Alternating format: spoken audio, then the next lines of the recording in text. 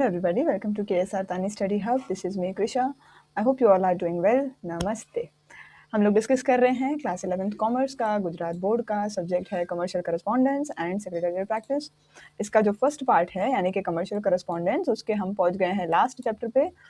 इस चैप्टर के बाद हम इस पार्ट के IMP क्वेश्चंस को डिस्कस करने वाले हैं। तो अगर आप इस वीडियो को देख रहे हैं या आप देखते आ रहे हैं इस सीरीज को, तो आने वाले यानी इस चैप्टर 8 के पूरे होने के बाद IMP क्वेश्चंस के वीडियोस में डालूंगी।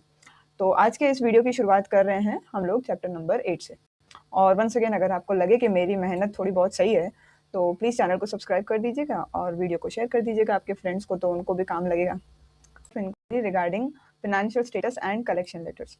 अब इस चैप्टर के अंदर जाने से पहले हम देख लें कि इस टाइटल का मीनिंग क्या होता है। नाउ सपोज कर लीजिए कि दो इंसान हैं, एक इंसान को दूसरे इंसान से पैसे चाहिए और वो दोनों एक दूसरे को पर्सनली नहीं जानते। तो अगर सपोज कर लीजिए आप मुझसे पैसे लेने वाले हैं, तो मुझे कैसे पता चलेगा कि आप ट्रस्टवर्दी हैं कि नहीं, आप भरोसेमंद हैं कि नहीं। तो उसके लिए हम एक फाइनेंशियल स्टेटस जानने के लिए लेटर लिखते हैं। किसको लिखते हैं? नॉर्मली लिखते हैं। बैंक हमें बताता है कि आप किस प्रकार से उनके साथ आपका व्यवहार चल रहा है, कैसे आपके ट्रांजैक्शंस हो रहे हैं, कैसे आप आपके लोन्स वगैरह को क्लियर करते हैं टाइमली बेसिस पे कि नहीं, आपका EMI कैसे चलता है, क्रेडिट कार्ड का बिल कैसे पे होता है। इन शॉर्ट आप कितने पंक्चुअल हैं ये कौन बताएगा? हमें बैंक बताएगा। और तब जाकर के मैं आपको कुछ रुपए दे पाऊंगी जब मुझे बैंक ये करेगा कि हाँ दिस पर्टिकुलर मैन और वुमेन इज करेक्ट, या इनको पैसे देना सही डिसीजन होगा, it won't be wrong decision. तो इंट्रोडक्शन। और दूसरा आता है कलेक्शन लेटर। कलेक्शन लेटर का मीनिंग होता है कि आप किसी से पैसे लेने वाले हैं, राइट। तो ये कलेक्शन लेटर्स में बैंक भी अगेन हेल्प करता है और वो आप सामने वाले से पैसे लेकर के आपको देता है। तो इस चैप्टर में बेसिकली दो पार्टीज के बीच में बैंक का क्या रोल है, कैसे वो लेटर्स लिखे जाते हैं, क्या मैटर होता है, वो सब हम देखेंगे। इस वीडियो में हम पहला पार्ट पूरा करेंगे, letters of inquiry regarding financial status. जो पार्ट 2 बनेगा उसमें लेटर्स रिगार्डिंग कलेक्शन को पढ़ा जाएगा।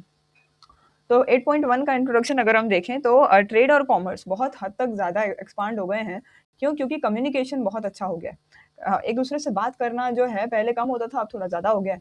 एडवर्टाइजमेंट्स को अच्छे से इस्तेमाल किया जाता है। एडवर्टाइजमेंट का मतलब है जो एड निकालते हैं वो एक दूसरे का, है ना। और अलग अलग बिजनेस में रिसर्च होने लगा है, नई नई चीज़ों को हम निकाल के ला रहे हैं और लोगों का परचेजिंग पावर बढ़ रहा है। परचेजिंग पावर क्यों बढ़ रहा है? क्योंकि उनकी इनकम बढ़ रही है। अगर मेरी इनकम एक दिन की 1000 रुपये है तो मैं उस प्रकार से चीज़ें खरीदूंगी, और यहीं मेरी एक दिन की इनकम 100 रुपये है तो मैं उस प्रकार से चीज़ें खरीदूंगी। इसकी एक कहावत है कि जितनी चद्दर होती है उतना ही पैर पसरता है या पसारना चाहिए। तो ये परचेजिंग पावर हमारा वही पैर पसारना है, राइट। इंपॉर्टेंट रीजंस के ये बिजनेस एक्टिविटीज में एक्सपांशन, ग्रोथ और डेवलपमेंट हो क्यों रहा है, हालांकि तीनों का एक ही मतलब है, आगे बढ़ना। ये हो क्यों रहा है? क्योंकि बिजनेस ट्रांजैक्शन में एक क्रेडिट पॉलिसी आया है। क्रेडिट पॉलिसी का मतलब अभी आप गुड्स लीजिए, पैसे 6 महीने बाद दीजिएगा। ये कुछ ऐसा टाइम लिमिट सेट कर देते हैं कि no need to rush away, आप अभी पैसे बदले मत दीजिए, थोड़ा सा टाइम बाद दीजिएगा। तो इसीलिए सेल्स आपका बढ़ गया है। इस पॉलिसी के कारण सेलर जो है कस्टमर्स को ढूंढ पाता है। कस्टमर की क्योंकि बाइंग कैपेसिटी बढ़ गई है तो उनको तुरंत पेमेंट करना जरूरी नहीं है, लेकिन वो पेमेंट जो है इंस्टॉलमेंट्स में यानी टुकड़े टुकड़े करके दे सकता है, या एक टाइम लिमिट के अंदर, जैसे मैंने एग्जांपल दिया 6 महीने के अंदर वो पेमेंट कर सकता है। तो इससे क्या होता है कि दोनों को एक बेनिफिट मिलता है कि दोनों को तुरंत पैसे उसको नहीं देने। सेलर को भी फायदा है कि उसको कस्टमर मिल गया, आज नहीं तो कल पैसे तो मिलेंगे, और परचेजर को भी फायदा मिल गया, फिलहाल चीज मिल गई है, पैसों का जब अरेंजमेंट हो जाएगा तो उस टाइम लिमिट में दे देंगे। अगर गुड्स जो है क्रेडिट पे बेचे जाते हैं और क्लाइंट का फाइनेंशियल स्टेटस हमने नहीं जाना है तो कलेक्शन की प्रॉब्लम खड़ी हो जाती है। कई बार सामने वाला इंसान जरूरी नहीं है हर बार वो अच्छा निकले, कई बार वो आपके पैसों के लिए आपको लटकाएगा भी। ऐसी सिचुएशन ना आए इसीलिए क्लाइंट का फाइनेंशियल स्टेटस चेक कर लेना चाहिए। पैसे अगर उस टाइम लिमिट के अंदर नहीं आता तो लॉस ऑफ मनी का रिस्क जो है वो आ जाता है, वो सिचुएशन खड़ी हो सकती है। अगर बिजनेस क्रेडिट पे होता है तो क्लाइंट की या फर्म की फाइनेंशियल स्टेटस और उसका प्रेस्टीज देखना, उसका स्क्रूटिनी करने का मतलब है कि सब जांच पड़ताल करिए। ये बहुत ज़्यादा एडवाइजेबल भी है और डिजायरेबल भी है। एडवाइजेबल यानी हम आपको ऐसे करने की सलाह भी दे रहे हैं और ये करना जरूरी भी है। डिजायरेबल का मतलब ये फर्म का प्रेस्टीज कैसा है, क्लाइंट का फाइनेंशियल स्टेटस कैसा है, ये मार्केट से पता चल जाता है। अब बात करें कि हम किसी का फाइनेंशियल स्टेटस कैसे जान सकते हैं, उसके बारे में इंफॉर्मेशन कैसे हासिल कर सकते हैं। तो बिजनेस फर्म के लिए उसके जितने क्लाइंट्स हैं सबका फाइनेंशियल स्टेटस जानना बड़ा जरूरी होता है, उसको गुड्स या कुछ मटेरियल क्रेडिट पे देने से पहले। नॉर्मली बैंक को लेटर लिखा जाता है या तो दूसरे फर्म्स को लिखा जाता है इन्फॉर्मेशन हासिल करने के लिए।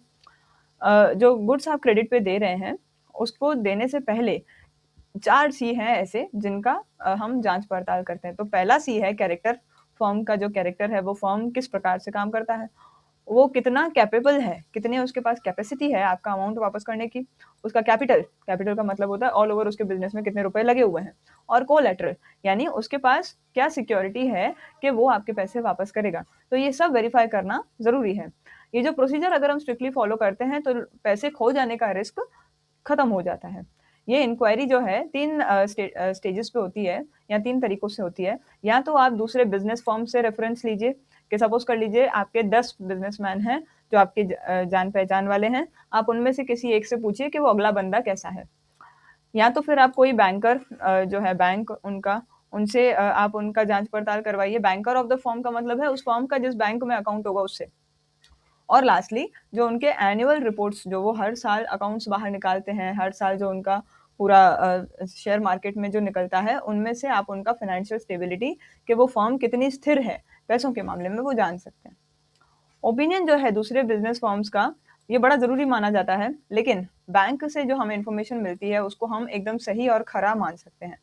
कोई भी प्रोस्पेक्टिव कस्टमर से पूछना कि भैया आप किसी और के बारे में बताइए कि वो फर्म या वो इंसान कैसा है, ये पूछने के लिए हमें एक लेटर उनको लिखना पड़ता है एकदम बढ़िया-सी भाषा में, एकदम शांत भाषा में, ताकि उसके डिग्निटी पे कोई नुकसान ना आए। हम उनसे डाउट नहीं करवा रहे हैं कि वो इंसान गलत तो नहीं है, हम सिर्फ़ उनसे पूछ रहे हैं कि वो इंसान कैसा है। ये लेटर लिखने के लिए स्किल की ज़रूरत है और ये बड़ा ध्यान रखने की बात है कि किसी का फाइनेंशियल स्टेटस पे हम शक नहीं कर रहे, हम उसको सस्पेक्ट नहीं कर रहे। रादर हम नॉर्मल बिज़नेस एक्टिविटी के लिए, नॉर्मल प्रोसीजर, रूटीन प्रोसीजर, उस इंसान का फाइनेंशियल स्टेटस जानने के लिए हम नॉर्मल एक क्रिया को पूरा कर रहे हैं। अब कुछ ऐसे लेटर्स का एग्जाम्पल यहाँ दिया हुआ है। सबसे पहला रिक्वेस्ट लेटर फॉर रेफरेंस। सौंदर्य कॉस्मेटिक्स लिख रहे हैं किसको? नववधु नोवेल्टी स्टोर्स को। ये उनका फ़ोन नंबर, एड्रेस, ईमेल और डेट सब लिखा है। सब्जेक्ट में आता है प्रोवाइडिंग रेफरेंस। कि सर हमें आपका एक लेटर मिला 20 मार्च 2016 को कि भाई आपको हमसे कुछ कॉस्मेटिक प्रोडक्ट्स चाहिए। थैंक यू, आपने हमारे साथ वो बड़ा ऑर्डर हमें दिया है। हमें ये भी हमने देखा कि ये जो गुड्स हैं ये 50 डेज़ में हमने 50 डेज़ के क्रेडिट पे देने हैं और ये आपका फर्स्ट बिज़नेस डीलिंग है हमारे साथ। और क्योंकि हमारा बिज़नेस का ये ट्रेडिशन है या पॉलिसी है कि भई हम सामने वाले को देने से पहले, गुड्स देने से पहले उसका पूरा रेफ़रेंस निकालते हैं। तो हम आपको बोलेंगे कि आप अपने बिज़नेस का या आपके बैंक का रेफ़रेंस जो हमें बताइए और वो रेफ़रेंस लेटर मिल जाने के बाद ही हम आपको गुड्स जो हैं बेच पाएँगे। आपने देखा नहीं होगा, आप तो अभी बहुत छोटे से हैं, लेकिन जब आप आगे जाकर के जॉब के लिए अप्लाई करने जाएँगे, तो वो आपको एक फ़ॉर्म फिल करने को देंगे। उस फ़ॉर्म के लास्ट में 2 ऐसे लोगों के नाम लिखे जाते हैं along with their mobile number and address if required, कि जो आपको जानते हो। नाउ सो फॉर एग्ज़ाम्पल जैसे मैं टीचर हूँ, तो वो मुझसे मेरे ही लेवल के 2 टीचर्स का नाम, मोबाइल नंबर और एड्रेस लेंगे और अगर वो मुझे आगे चल के फ्यूचर में हायर करने वाले हैं, तो वो उन 2 में से किसी एक को या प्रोबेबली दोनों को फ़ोन करके पूछेंगे कि कृषा है किस प्रकार की टीचर। तो ये रेफ़रेंस बड़ा ज़रूरी होता है, ना सिर्फ़ गुड्स बेचने में या लेने में, बल्कि हर क्षेत्र में। फेथफुली एक्सवाईजेड ओनर जो है वो बात कर रहा है। अब ये जो रेफ़रेंस का जो लेटर उसने लिखा, उसको नववधु वाला रिप्लाई देखो कैसे दे रहा है कि सर आपने 27 मार्च 2016 को रेफ़रेंस माँगा था हमसे। हम भी मानते हैं कि बिज़नेस ट्रेडिशन और पॉलिसी जैसी हो, उसको फ़ॉलो करना चाहिए। यानी जैसी आपकी बिज़नेस की प्रथम परंपराएँ बनी हैं, उनको आप फ़ॉलो करिए, ये बहुत अच्छी बात है। हम लास्ट 10 साल से कॉस्मेटिक प्रोडक्ट्स में डील करते हैं। आप इन 2 फर्म्स को और या हमारी एक फर्म का नाम है और एक ये बैंक का नाम है कि आप इनको कॉन्टैक्ट कर सकते हैं हमारा फ़ाइनेंशियल स्टेटस जानने के लिए। हमारे बिज़नेस फर्म के बारे में सारी इन्फॉर्मेशन जब भी आप फर्म से या बैंक से ले लेंगे, तो आप जो है ऑर्डर को एग्ज़ीक्यूट कर दीजिएगा, ठीक है? यानी कि ऑर्डर भेज दीजिएगा फेथफुली एबीसी पार्टनर। अब एक बिज़नेस फ़र्म है जो दूसरे बिज़नेस फ़र्म का माँग रही है रेफ़रेंस। सौंदर्य कॉस्मेटिक्स, अब देखो यहाँ पर ये कमल फार्मेसी एंड कॉस्मेटिक्स था ना, तो अब सौंदर्य वाला इसको ही लिख रहा है कि आप मुझे बताइए कि सामने वाले इंसान का कैसा व्यवहार है। यहाँ पर कलम लिखा है, एक्चुअली वो कमल ऊपर ही लिखा हुआ था। तो अब सौंदर्य वाला किसको लिखेगा? उस इंसान को जिसका नाम उसने उसको दिया। Query regarding the credit worthiness of Navvadhu novelty store Nadiad. अब हमें एक लेटर मिला है जिसमें हम आपको रिक्वेस्ट कर रहे हैं कि फाइनेंशियल और बिजनेस स्टेटस जो है नडियाद में है ये नववधु नोवेल्टी स्टोर, इसका आपको रेफरेंस बताना है। ये फॉर्म जो है हमसे 3 लाख के गुड्स खरीदना चाहती है 50 दिन के क्रेडिट पे।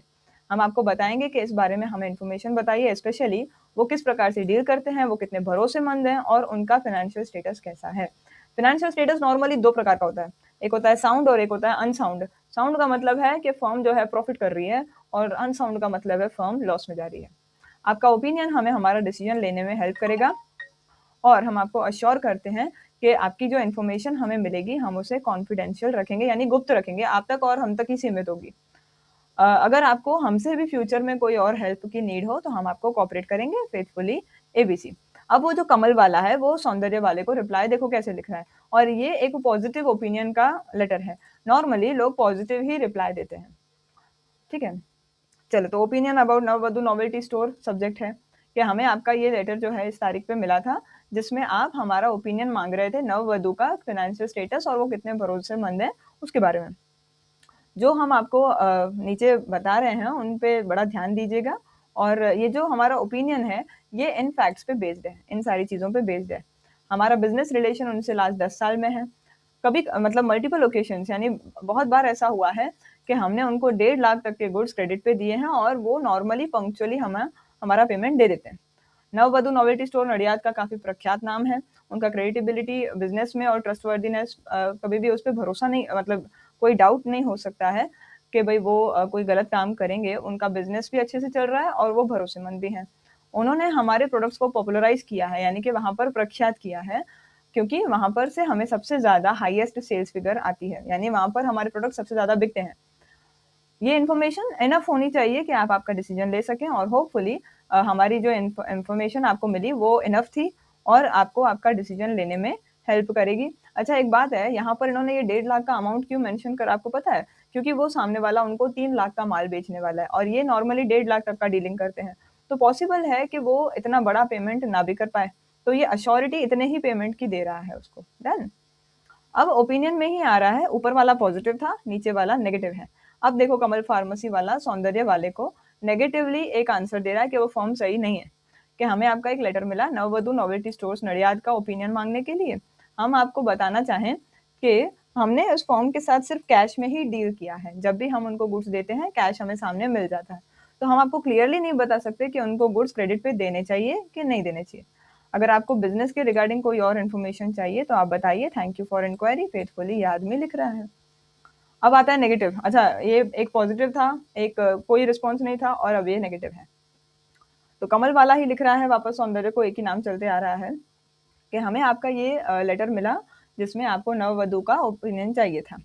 ये फॉर्म जो है थोड़ी पुरानी है और साथ साथ में इनकम्पिटेंट है, कि भाई इसका अच्छा इतना नाम नहीं है और इतना अच्छा गुडविल नहीं है। इनकम्पिटेंट का मतलब है दूसरों के मुकाबले सही नहीं है। दो जब आपस में मिलते हैं बिजनेसेस, तो दोनों को एक जैसा होना जरूरी है, वैसी ऊर्जा होना जरूरी है, वैसे प्रोडक्ट्स होना जरूरी है। हम उनसे लास्ट 3 साल से काम कर रहे हैं और वो पेमेंट करने में थोड़े थोड़े क्या बहुत ज़्यादा इरेगुलर हैं।